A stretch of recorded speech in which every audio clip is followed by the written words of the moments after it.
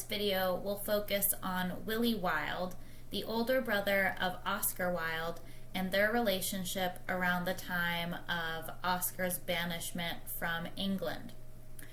Willie was the oldest son, born into an Anglo-Irish family in Dublin to Sir William Wilde and his wife, Lady Wilde. Their second son, Oscar, was born in the same house in 1854. After graduating from Trinity College, Willie Wilde studied law and was called to the Irish bar, but he never actually practiced law. His father, an author and oculist, died in 1876, and in early 1879, Willie moved with his mother to London, where he became a journalist, serving as a drama critic for Punch magazine and Vanity Fair, and as a leader writer for the Daily Telegraph. He was also the editor of Christmas numbers for several magazines. He was a regular guest at the Fielding Club, which opened its doors at 8 o'clock in the evening and remained open all night. The Fielding Club and various other clubs in Europe were a part of the cafe and club scene, which saw rises of intellectualism and collaboration in every major European city. The Fielding Club was famous for its grills, brandy, and tripe and onions on Saturdays.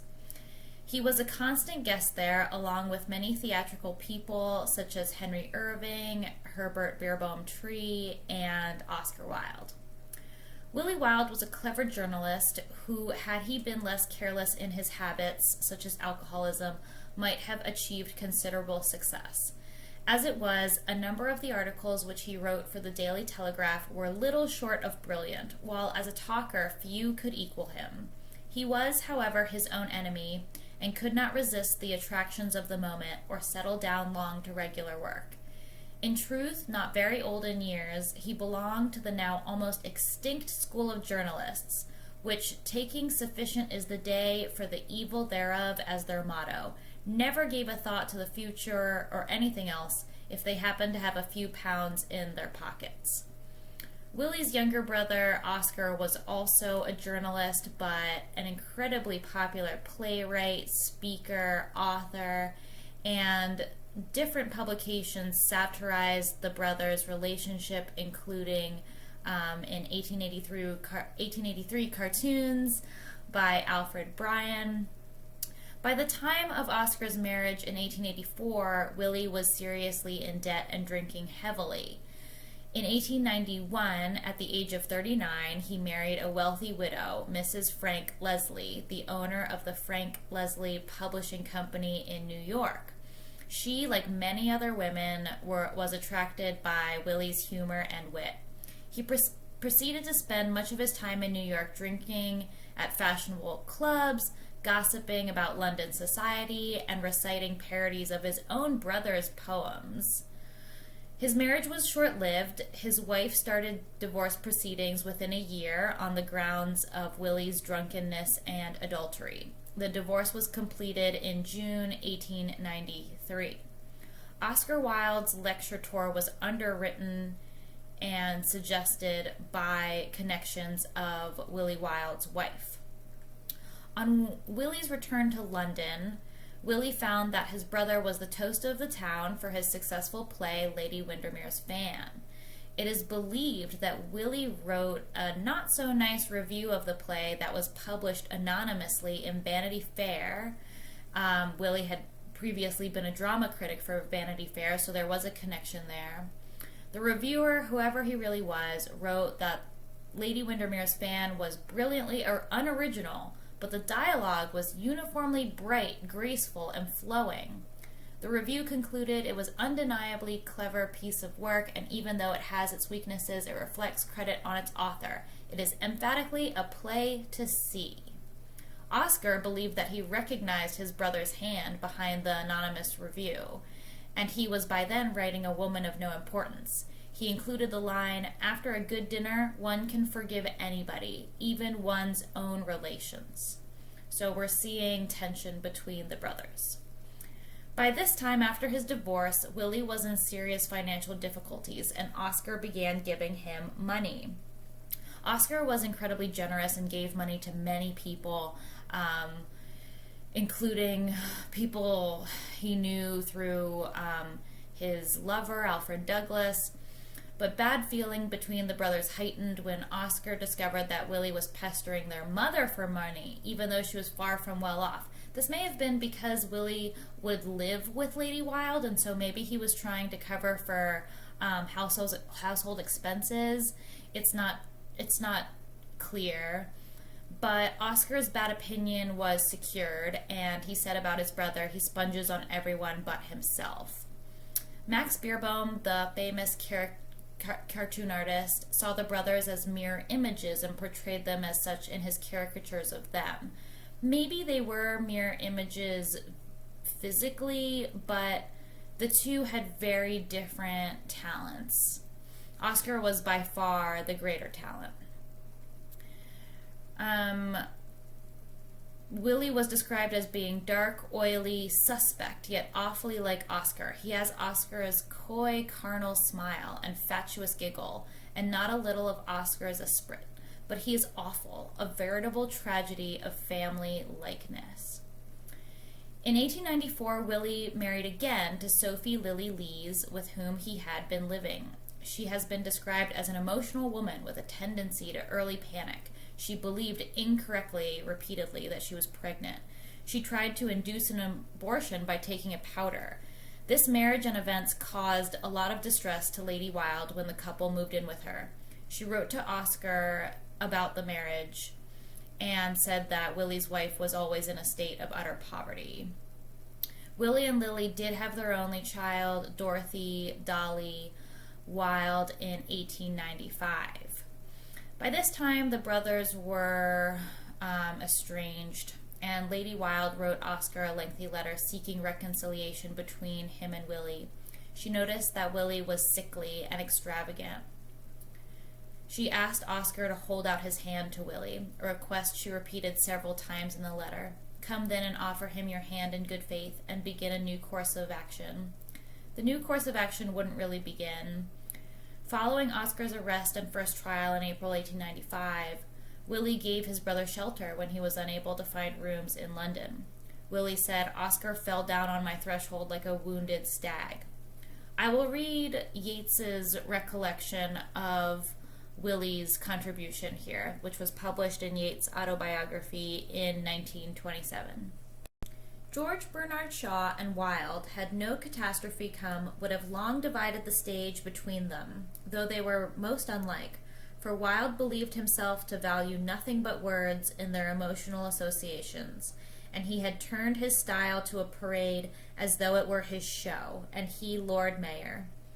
I was at Sligo again, and I saw the announcement of his action against Lord Queensberry, when starting from my uncle's house to walk to Knocknaria, to dine with Cochrane of the Glen, as he was called, to distinguish him from others of that name, an able old man.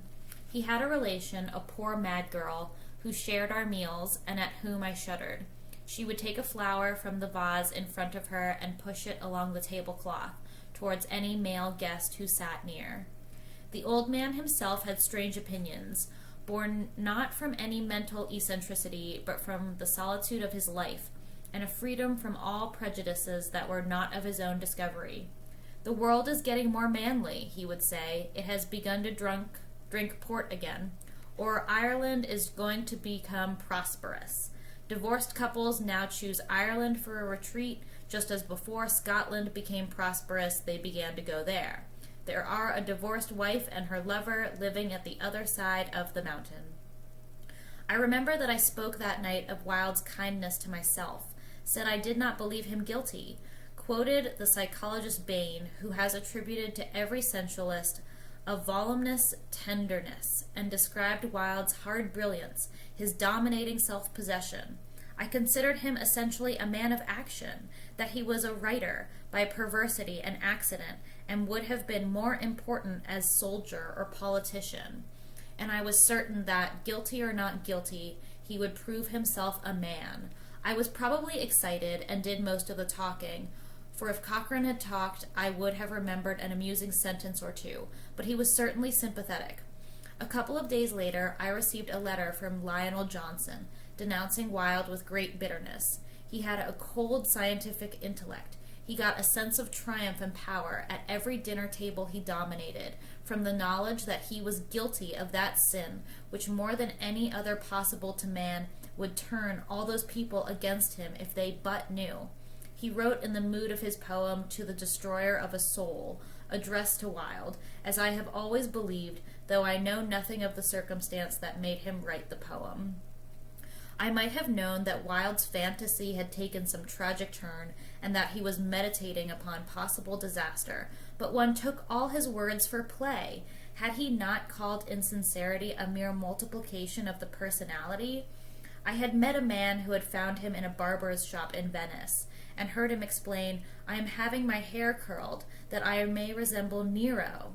And when, as editor of an Irish anthology, I had asked leave to quote, Tread gently, she is near under the snow, he had written that I might do so if I pleased, but his most characteristic poem was that sonnet, with the lines, Lo, with a little rod I did but touch the honey's romance, and must I lose a soul's inheritance?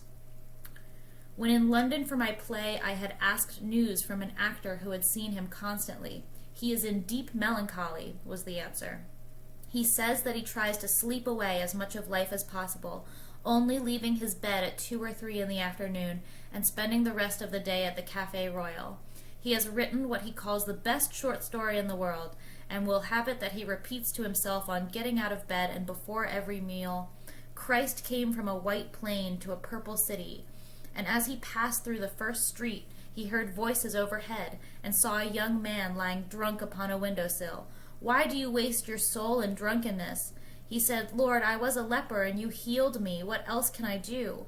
A little further down through the town, he saw a young man following a harlot, and said, Why do you dissolve your soul in debauchery? And the young man answered, Lord, I was blind, and you healed me. What else can I do?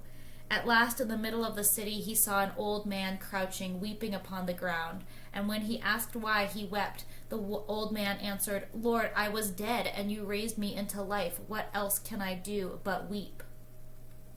Wilde published that story a little later, but spoiled it with the verbal decoration of his epoch, and I have to repeat it to myself as I first heard it, before I can see its terrible beauty.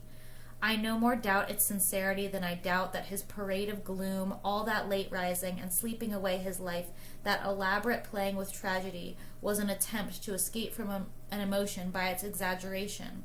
He had 3 successful plays running at once. He had been almost poor, and now, his head full of flour, found himself with 10,000 a year.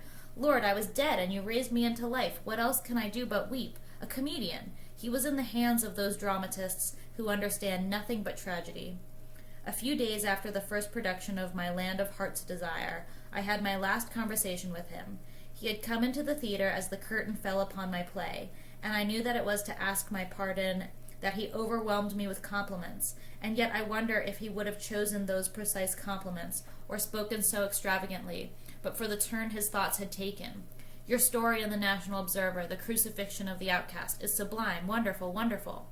Some business or other brought me to London once more, and I asked various Irish writers for letters of sympathy, and I was refused by none but Edward Dowden, who gave me what I considered an irrelevant excuse, his dislike for everything that Wilde had written. I heard that Wilde was at his mother's house in Oakley Street, and I called there, but the Irish servant said, her face drawn and tragic, as in the presence of death, that he was not there, but that I could see his brother. Willie Wilde received me with, Who are you? What do you want? But became all friendship when I told him that I had brought letters of sympathy. He took the bundle of letters in his hand, but said, Do these letters urge him to run away? Every friend he has is urging him to, but we have made up our minds that he must stay and take his chance. No, I said, I certainly do not think that he should run away, nor do those letters advise it. Letters from Ireland, he said. Thank you, thank you. He will be glad to get those letters, but I would keep them from him if they advised him to run away. Then he threw himself back in his chair and began to talk with incoherent emotion, and in phrases that echoed now and again his brother's style at its worst. There were tears in his eyes, and he was, I think, slightly intoxicated. He could escape, oh yes, he could escape. There is a yacht in the Thames and £5,000 to pay his bail. Well, not exactly in the Thames, but there is a yacht. Oh yes, he could escape, even if I had to inflate a balloon in the backyard with my own hand. But he has resolved to stay, to face it out, to stand the music like Christ. You must have heard, it is not necessary to go into detail, that he and I have not been friends, but he came to me like a wounded stag, and I took him in. After his release, after he had been bailed out, I suppose, Stedbert Headlam engaged a room at a hotel and brought him there under another name. But the manager came up and said, "Are you Mr. Wilde? You know what my brother is. You know how he would answer that." He said, "Yes, I am Oscar Wilde." And the manager said he must not stay. The same thing happened in hotel after hotel, and at last he made up his mind to come here. It is his vanity that has brought all this disgrace upon him. They swung incense before him. He dwelt upon the rhythm of the words as his brother would have done. They swung it before his heart. His first emotion at the thought of the letters over, he became more simple, and explained that his brother considered that his crime was not the vice itself, but that he should have brought such misery upon his wife and children, and that he was bound to accept any chance, however slight, to reestablish his position. If he is acquitted, he said, he will stay out of England for a few years, and can then gather his friends about him once more. Even if he is condemned, he will purge his offense. But if he runs away, he will lose every friend that he has. I heard later, from whom I forget now, that Lady Wilde had said, "If you stay, even if you go to prison, you will always be my son. It will make no difference to my affection. But if you go, I will never speak to you again." While I was there, some woman who had just seen him, Willie Wilde's wife, I think, came in and threw herself in a chair and said in an exhausted voice, "It is all right now. He has made up his mind to go to prison if necessary." Before his release, 2 years later, his brother and mother were dead, and a little later his wife, struck by paralysis during his imprisonment, I think, was dead too. And he himself, his constitution ruined by prison life, followed quickly, but I have never doubted, even for an instant, that he made the right decision, and that he owes to that decision half of his renown. Cultivated London, that before the action against Lord Queensberry had mocked his pose and his affected style, and refused to acknowledge his wit, was now full of his advocates, though I did not meet a single man who considered him innocent. One old enemy of his overtook me in the street and began to praise his audacity, his self-possession. He has made, he said, of infamy a new Thermopylae. I had written in reply to Lionel Johnson's letter that I regretted Wilde's downfall, but not that of his imitators, but Johnson had changed with the rest. Why do you not regret the fall of Wilde's imitators? I had but tried to share what I thought his opinion. They were worthless, but should have been left to criticism. Wilde himself was a martyr in his eyes, and when I said that tragedy might give his art a greater depth, he would not even grant a martyr's enemies that poor merit, and thought Wilde would produce, when it was all over, some comedy, exactly like the others, writing from an art where events could leave no trace. Everywhere one met writers and artists who praised his wit and eloquence in the witness box, or repeated some private saying. Willie Redmond told of finding him, to his astonishment, at the conversazione of some theatrical society, standing amid an infuriated crowd, mocking with more than all his old satirical wit the actors and their country. He had said to a well-known painter during one or other of the trials, "My poor brother writes to me that he is defending me all over London. My poor dear brother, he could compromise a steam engine." His brother, too, had suffered a change, for if rumor did not wrong him, the wounded stag had not been at all graciously received. "Thank God my vices were decent," had been Willie's comment, and refusing to sit at the same table. He had dined at some neighboring hotel at his brother's expense. His successful brother, who had scorned him for a drunken ne'er-do-well, was now at his mercy, and besides, he probably shared until tragedy awoke another self, the rage and contempt that filled the crowds in the street, and all men and women who had been in overabundant normal sexual instinct. "Wilde will never lift his head again," said the art critic Gleason White, "for he has against him all men of infamous life." When the verdict was announced, the harlots in the street outside danced upon the pavement. If you're interested in more of Yeats's impressions of Wilde, you can watch that video about their friendship on my channel. In March 1899, Willie died, age 46, at Cheltenham Terrace in Chelsea from complications related to his alcoholism. After Oscar's friend, Robert Ross, wrote to Oscar in France informing him of Willie's death, Oscar replied, "I suppose it has been expected for some time, Between me and him, there had been, as you know, wide chasms for many years. Rest in peace. Oscar would go on living in France. He was never visited by Yeats, despite Yeats's very high opinion of him and friendship of him. It should be noted that the Irish writers and their insistence to Oscar to fight in court is pretty remarkable. I don't know if he had that much support in England, but among his Irish contemporaries, there was definitely a fighting spirit. Willie's daughter, Dolly Wilde, would go on to meet actors and actresses who would act in her uncle's plays. In a very interesting twist of fate, the actress Alla Nazimova acted in Salomé in 1921. You can watch this silent film today. It's really good, really remarkable, and the uplift from the Aubrey Birdsley illustrations and set designs is really incredible. Oscar Wilde wasn't a fan of Birdsley's work and considered it to look like aliens, but in the film setting, it works very well. Another interesting connection is Dolly Wilde was actually Alla Nazimova's lover for a while, and so the fact that you can see one of the Wilde family lovers on screen is exciting. The tragic end of Dolly Wilde was also due to alcoholism, so unfortunately you see that thread running through the Wilde family.